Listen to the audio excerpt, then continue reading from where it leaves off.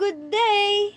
We're back again with another vlog. And for today's video, we're going to talk about illustrate a relation and a function. And verify if a given relation is a function. Okay, let's move on now. So first, what is a relation? A relation is any set of ordered pairs. The set of all x values is called the domain. And the relation of a relation, the set of all y values is called the range of the relation. For example, kabisado na po natin yung isang ordered pair. We have here 3, positive 3 and positive 2. Our 3 is our x, right? And our positive 2 is the value of our y. Ngayon, ang tawag daw dito sa x values ay tinatawag na natin siyang domain. And yung ating y values naman, ang tawag natin dito ngayon ay range. Okay? Let us proceed now. We have representation of relations. Aside from ordered pair, which is denoted as we have ordered pair xy, a relation may be represented in 4 other ways. What are the 4 other ways? These are, first, table. Second, mapping diagram. Third, graph. And the last one, or fourth one, is rule. And I will discuss these one by one. Let us move on now. Okay, first we have the representations of a table. Now, what is the table representations? It describes clearly the behavior if the value of y. This, the value of y. Ito yung ating vertical example, table, and yung ating horizontal table. And the value of x changes. Okay. Tables can be generated based on the graph. Okay. This example of the table of values that is represented or presented horizontal. And this is the representation of a vertical. Okay, kung meron tayong sa ordered pair na value ng x and y, ganito lang siya pag sinulat in representation of relations na table. Okay, understand? Okay, let us proceed now to the second one. Okay, and the next one is mapping diagram. Same lang yung mga values kanina sa ginawa natin sa table. Okay? Kung yung value nung x kanina doon is negative 2, negative 1, 0, and positive 1 and positive 2. Same lang siya sa gagamitin natin sa lahat ng representation. Okay? For this, subsequently, a relation can be described by using diagram as shown at this example. Okay, in this example, negative 2 is mapped to negative 6. Okay? And negative 1 to negative 3, 0 is mapped to 0. And at the same time, positive 1 mapped to positive 3, positive 2 mapped also or to positive 6. Okay? Madali lang tindihin yung table and yung ating mapping diagram. Naalala yung table kanina, horizontal and vertical. Ito naman, mapping the values in x or our domain, mapping to range or our y. Let us move on now to another representations. The next one representation must be a graph. At this example, of a graphical representation of a relation, it illustrates the relationship of the value of x and y.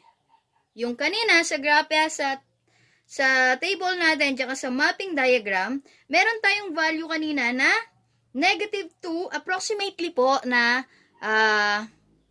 eksaktong-eksakto yung ating plotting of points ha, approximately po.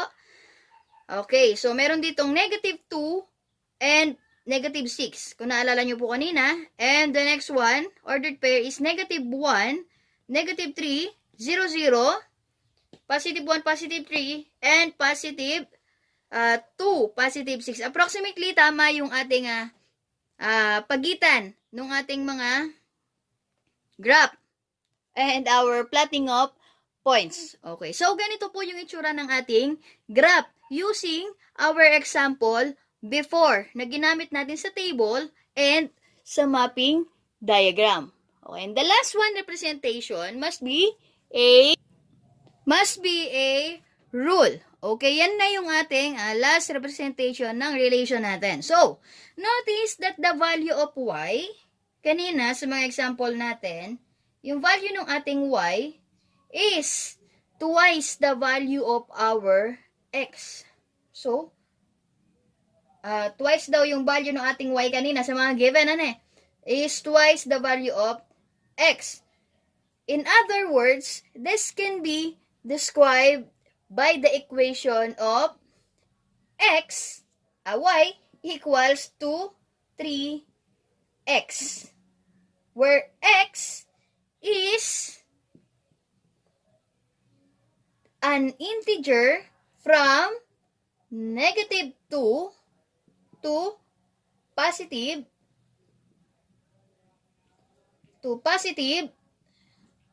2. Okay, nagets po ba? Okay, example tayo kanina. Sabi ron kanina, sa ating table, meron tayo doong -2 and -6. Isulat natin siya in ordered pair. Yan. So, tignan nga natin kung masasatisfy natin yung rule na sinasabi. Notice that the value of y is twice the value of x. Okay? So, look. So, ito yung value ng ating y, and ito yung value ng ating x. Tingnan natin sa sinabi kanina, y is twice the value of x. In other words, sabi, this can be described by the equation y is equivalent to 3x. Okay? So, pwede natin gawin yang substitute natin yung value ng y doon, which is -6 equals to 3 multiplied by the value of x, -2. So, -6 equals -6. And this is correct. Okay? Magbigay tayo ng isang example pa nandun sa table natin. Yung ating namang example na if our x is equivalent to +1, balikan nyo yung kaninang video natin, and +3. So, ano lang po paglilinaw lang po. Doon sa ating rule, notice by the value of y, yung value ng y natin is not twice. Okay, it's thrice the value of x. Ito na nga po yun. So, paglilinaw lamang po, hindi siya twice. It's thrice. Okay po, sorry po. So, if the value of x here is 1, and the value of y here is +3, so we have +3 equals to 3 multiplied by 1. So, we have the final answer 3 equals 3. Dapat mag-i-equal sila. If our rule, if we need to satisfy our rule, dapat mag-i-equal yung value ng ating left side equals to our, always, to our right side. So, sana naintindihan yung apat na representations of our relations. And let us move on now to examples. Okay, before we proceed in our examples, let us discuss first what is domain and range. Kaya diniscuss na natin, yung domain is our x and our range is our y. Okay. It is noted the domain of a relation is all the set of x values. Ito lahat yan. Domain yan. Okay. While the range is the set of all y values. Okay. Kanina, sa diniscuss natin sa table, makikita natin na ito yung domain natin, yung mga value ng x natin, at ito yung ating range. Okay? Ngayon, bakit natin ito dinidiscuss? Note that we write the same element in the domain or range. Kasi, didiscuss natin yung correspondence may be classified as 1-to-1, 1-to-1, 1-to-many,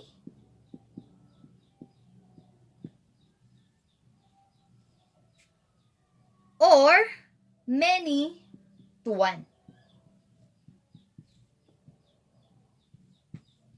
Okay. So, ito yung mga nasa left side natin ng ating given. Ito yung ating mga domain. Ito naman yung ating mga range na i-discuss later. Okay, let us move on now to our giving of examples sa 1-to-1, 1-to-many, and many-to-one. Kung ano yung mga itsura nila. Let us proceed now. Okay, now, we have it is a 1-to-1. Lagay muna natin, this is x and this is y. Yung ating domain and our range, x, y, x, y. So, sa 1-to-1 muna tayo, makikita po natin na if every element in the domain is mapped to a unique element in the range. Ibig sabihin, etong given o value natin na 1, dapat isa lang yung mamamap niya doon sa ating range o yung y natin na mga values. Okay? Tapos, hindi na siya mauulit sa iba. Kaya nga 1-to-1. Kung ano yung value ng 1, doon lamang siya mamamap sa value ng D. Okay? Si 2, hindi siya pwedeng mamap doon kay D. Kay B lang siya. Okay? 1 value, map to 1 value. Tinatawag natin yang 1-to-1.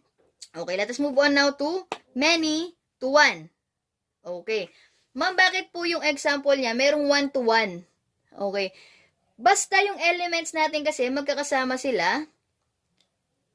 Basta meron tayong makikita ritong many elements in our domain is mapped into one range. Okay? This, if any two or more elements of the domain are mapped of the same element in the range, ang tawag po natin dyan ay many-is-to-one. Basta meron tayong maraming domain na na-map sa iisang range, many-is-to-one ang ibig sabihin yan. Okay? And the last one, ano yung pagkakaiba nilang dalawa? Okay, ang pagkakaiba nilang dalawa, if each element in the domain is mapped to any two or more elements in the range. Okay? Ito, meron tayong isang element na na-map in any two or more dito sa ating elements ng ating range. Ang tawag naman dyan ay 1-to many. Okay? Ito, yung magkaibang element sa range na map sa iisang, sa domain na map sa iisang range. Ito naman, iisang domain na map sa dalawang range. Yun yung pagkakaiba nilang dalawa. Okay? So, a function is a special type of relation which describe that there should be only one output for each input, or every x value should be associated with one y value. Therefore, let us move on now to our example. So, sa mga diniscuss pala natin kanina, meron doon yung hindi siya function, pero relation siya. So, eto, let's determine, verify natin if the given relation is a function. Okay, example number 1 natin. Example number 1 po natin ay, what do you think? Is this a function or a function or it's not a function? Okay, the answer here is yes, this is a function. So, why? Bakit po siya naging function? Sabi natin kanina, diniscuss natin, this mapping is a function because each value of x is related to only one y value. Okay? Ulitin nga natin kung ano ibig sabihin ng function. A function is a special type of a relation which describe that there should be only one output for each input, or every x value should be associated with only one y value para matawag natin siyang function. Okay? Let us move on now to our next. So, yung atin kaya nga, ito pala, number 2. Yung aking number 2 bang example is a function or a not a function. Okay. Number 2, although the value of x equals to 3 and 4, ito, the same y value, isa lang yung y niya, pero dalawa yung x niya, this relation is still a function. Function pa rin siya. Bakit po? Because each x value has just one y value. So, sa madaling salita pala, kahit ilan yung nagko-connect dito sa ating x o sa ating domain, isa lang yung kinoconnect nila sa ating y or range, matatawag pa rin natin siyang function. Ito ay 1:1, right? Ito naman, pangalawa ay many:1. Ano kaya yung answer dito sa ating number 3 example? So, ang answer naman po dyan ay this mapping is not a function. O bakit naman hindi siya function? The value of 3 has more than y value. B, C, and D. So, hindi siya o not a function.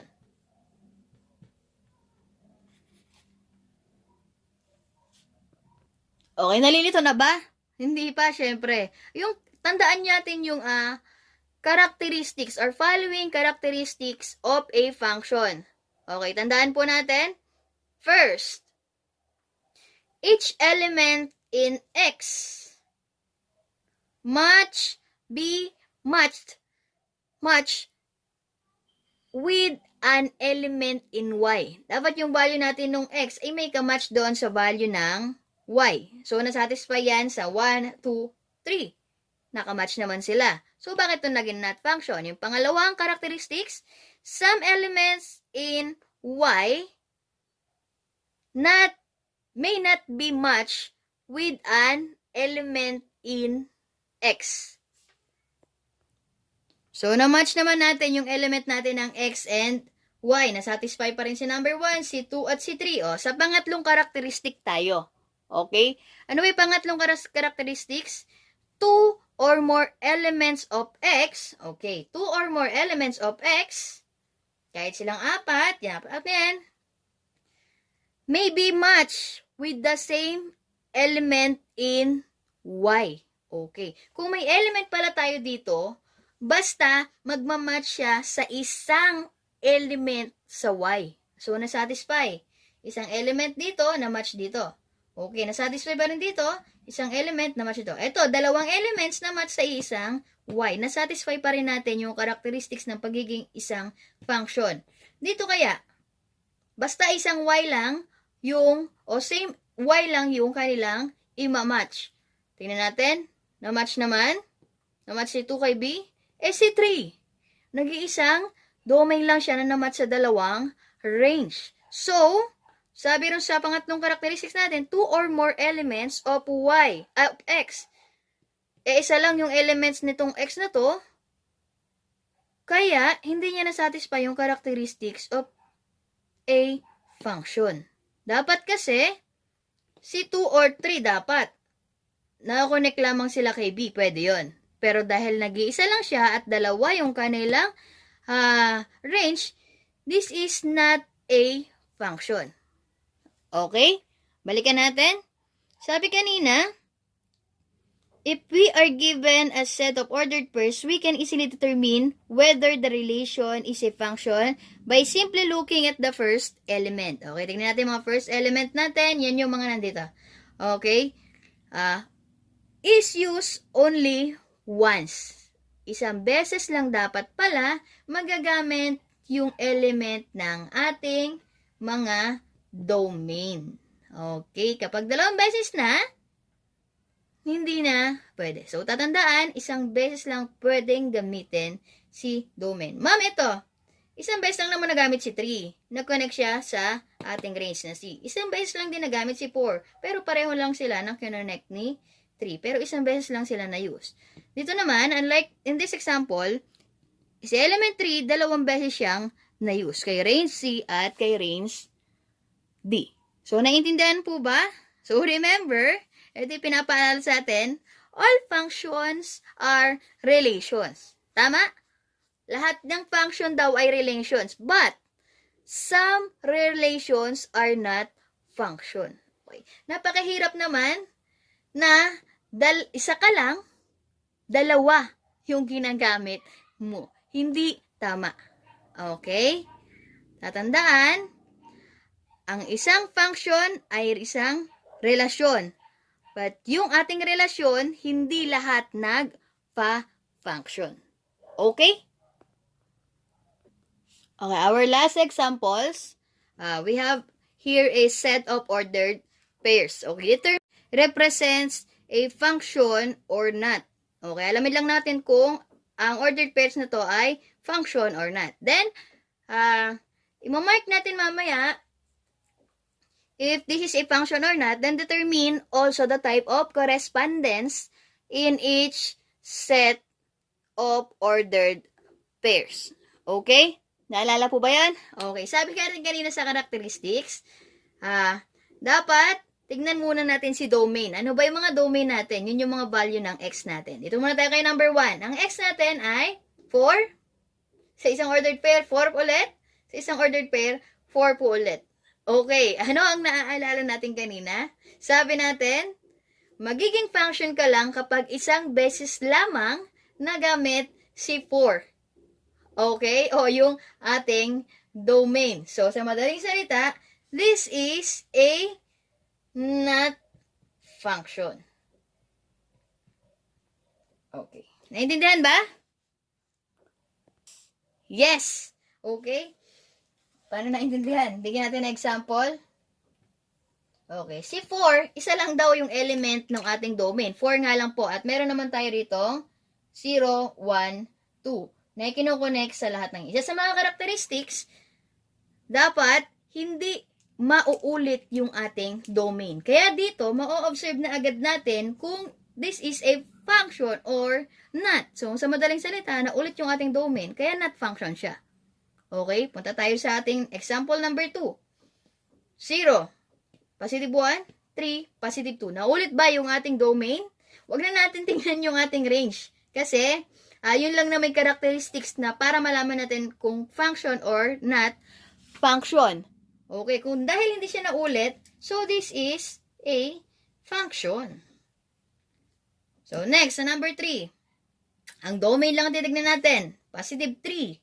0, negative 3. Ma'am, pareho po silang 3. No, this is a positive and this is a negative. So, dahil magkakaiba sila, and this is also a function. Para ma-check ninyo yung answer ninyo, gawin nyo yung ating mapping diagram. Okay? Na dapat isang beses lamang maimamap yung ating value ng domain. Nagets na po ba? Oh, meron pa. Hindi pa tapos. Determine also the type of correspondence in each set of ordered pairs. So, ano ba yung mga correspondence na yun? Yung 1 to 1, 1 to many, many to 1. So, madali lang naman. Okay. Ito, yung ating domain, isang beses lang ginamit. So, ginagamit ito na 1 to many. Yan lang. Okay? And that is a correspondence ng elements natin dito sa number 1. Ito naman, hindi naman natin nagamit. Hindi rin naman naulit yung mga range natin. I-mapping diagram na nila. Pero ang tamang sagot dito ay 1, 2, 1. Try nyo. I-mapping diagram nyo para makita. Pero yun yung tamang sagot. And sa number 3 natin, hindi naulit yung ating mga range. Pero may naulit tayong range. So ano kaya yun? Ito naman itinatawag nating many to 1. Okay. Check nyo po yung answer nyo if tama. Then, gamitin nyo yung mapping diagram na na-discuss natin kanina. Ganito yung mapping diagram natin. And that is all for today. If you like this video, please leave a thumbs up, share it to your friends or classmates, and comment down below your questions, clarifications, suggestions. And sorry kanina sa mga namali natin or na-miss state ko lang. So, and don't forget to subscribe to my YouTube channel, Teacher Maripa, and hit the notification bell for more updates and for more videos. At para sa mga bagong video, makikita nyo po agad. Please hit the notification bell below. And ano yung bye-bye. God bless. Stay hydrated, everyone. Bye!